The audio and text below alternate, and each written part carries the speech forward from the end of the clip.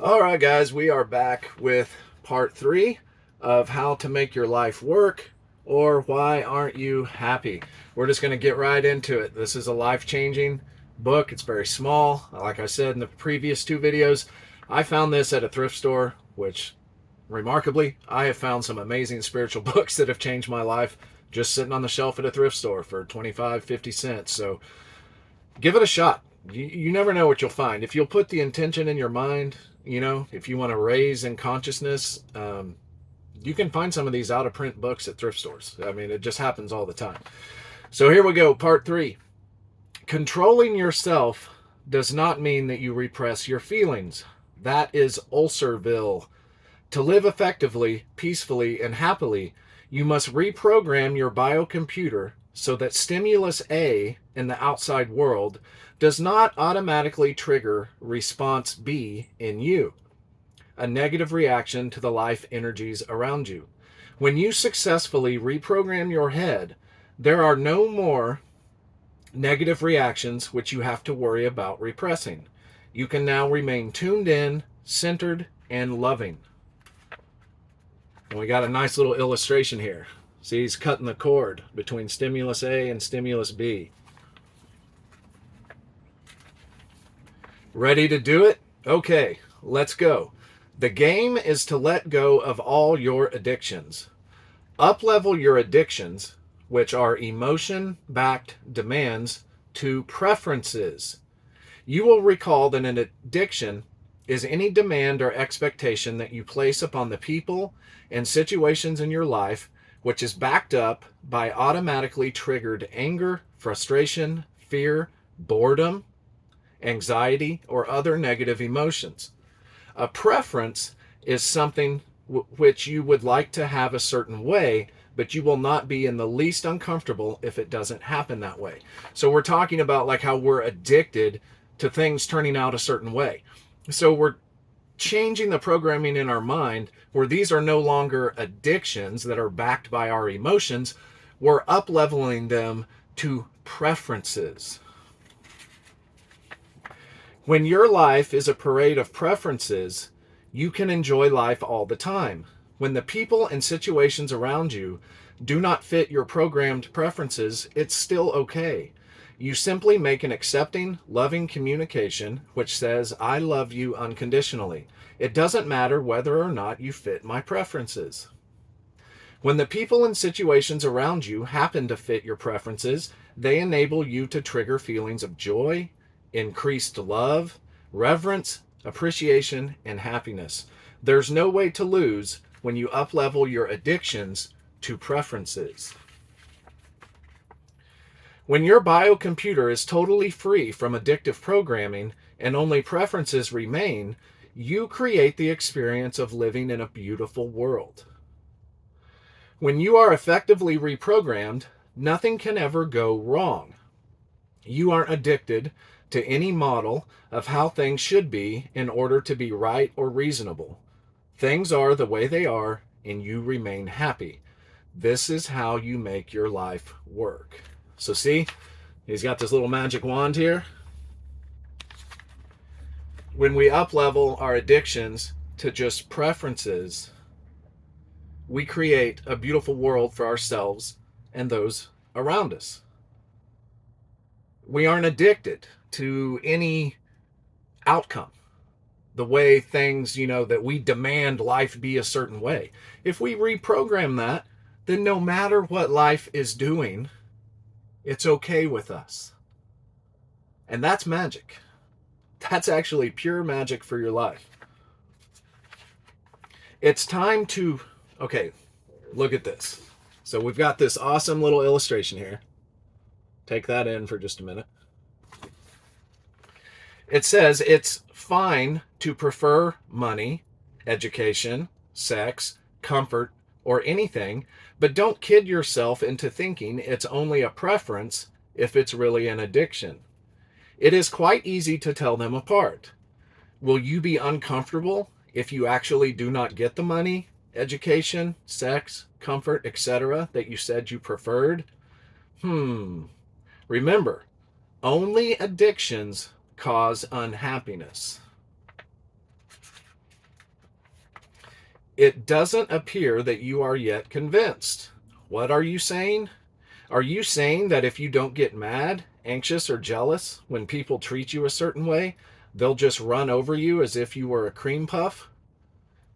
Or if you eliminate fear from your biocomputer, are you afraid you may get hurt in certain situations? Are you wondering whether negative emotions have a real place in life to help you avoid pain and gradually mold people and situations so that you can live with them comfortably? See? He's ready to fight and defend his addictions to the way he thinks things ought to be. You've got an interesting point there. If you don't respond at all to the world will probably just roll over you because it won't see you. People won't know what you prefer because they aren't mind readers. But the problem with using negative emotions to manipulate and control the world is that they only work to a certain point.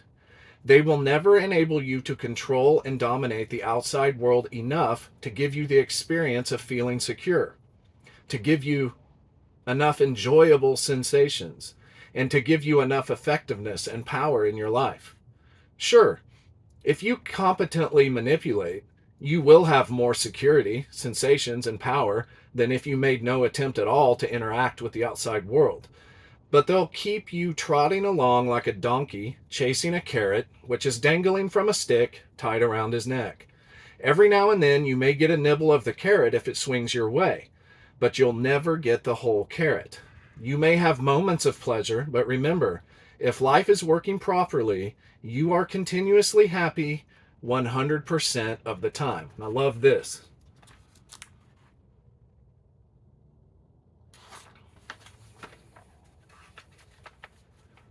What if I am being attacked or if I am in physical danger?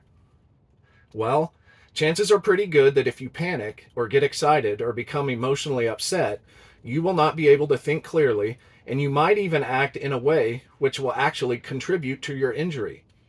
If you stay centered and loving in all situations, you will be assured of acting from a clear headspace and will automatically react in a way that will produce the best possible results. Have you ever improved your performance by worrying or by making yourself unhappy because of a here and now situation? A businessman actually does better in business when he uses the living love way, simply because he is not impeded by the handicap of worry and unhappiness, which both distorts his business perception and also prevents him from enjoying every aspect of his business and personal life. And we got this little illustration here.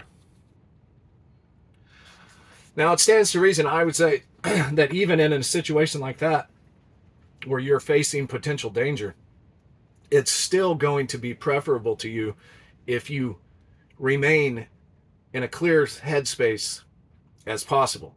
Because fear and anger, you just never really make good decisions based off those things. When you're in a state of anger, have you ever noticed, like say you're in an argument with your spouse or one of your kids or a friend or a coworker, anger just kind of keeps making you make decisions that are causing you more anger.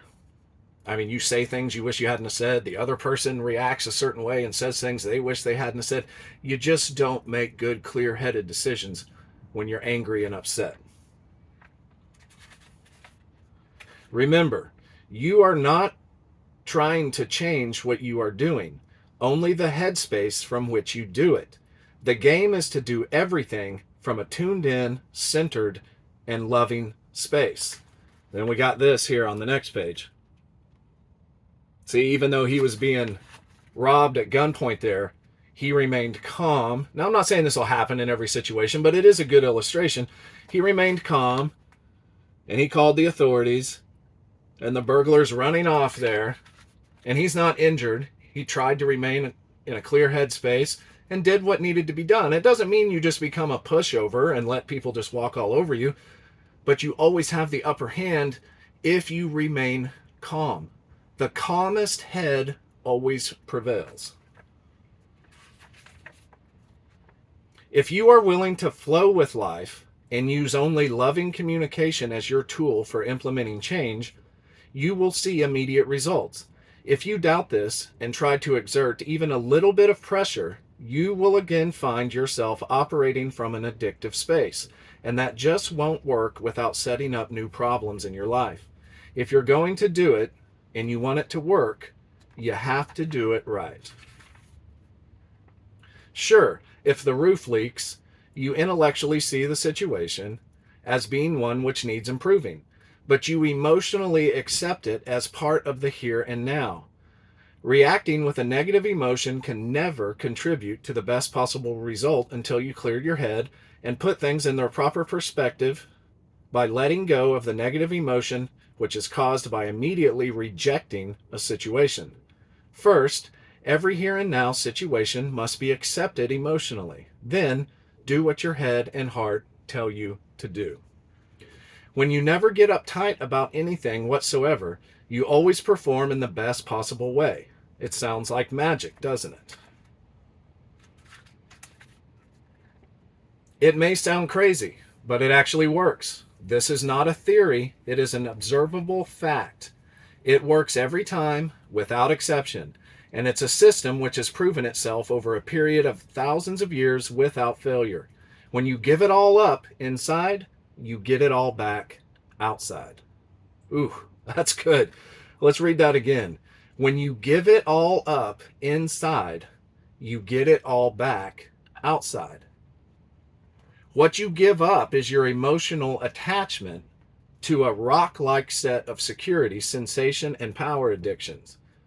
What you get back is a relaxed, loving, friendly world that does everything it can to love and serve you in return. Everyone that earnestly applies this method experiences a sensation that seems like magic. And guess what? Thousands upon thousands of people are today living their lives in a state of constant happiness. They are emotionally accepting whatever is here and now. Yes, 100% of the time. This is a fact. And now you know how they do it. See, that's that principle. There's that spiritual principle. It's like if you're rejecting something, you're just, resisting the here and now. You're just like resisting what is. You're actually attracting more of what you're resisting. All right, we're going to read this page here, and then that will conclude part 3. And then it looks like we've probably got maybe one more video in the series till this little book is complete. I hope you're getting some benefit out of this, because I know I am. When you up-level all your addictions to preferences, you will discover that your body may not need as much sleep as you now require. Plus, you will have much more energy during your waking hours. You'll find that it's your addictions which make you struggle with life and cause you to needlessly expend tons of energy. When you up-level all your addictions to preferences, you will have insight and perceptiveness that will give you the wisdom you have always wanted, and which is now locked in your biocomputer. Up until now, you haven't been able to fully use your innate wisdom simply because your powerful ego and rational mind only allowed you to see a narrow, distorted, illusory version of reality. When you tune in to your higher consciousness, you begin to perceive things as they are, not as you think they are. When you are a slave of addictive programming, your ego constantly filters and rewrites your incoming sensory data and the thoughts produced by your rational mind so that you perceive only a distorted version of the world, one which is biased towards the security, sensation, and power, control aspects of the people and situations around you. Your biocomputer is operating in a way which constantly shortchanges you, confuses you, misleads you, and prevents your life from working properly. You see everything through the distorting filter of your programming. And we've got this great little illustration here. So, again, this is about rewiring our thinking. This is what the Bible talks about when it says you can be transformed by the renewing of your mind. In the twinkling of an eye.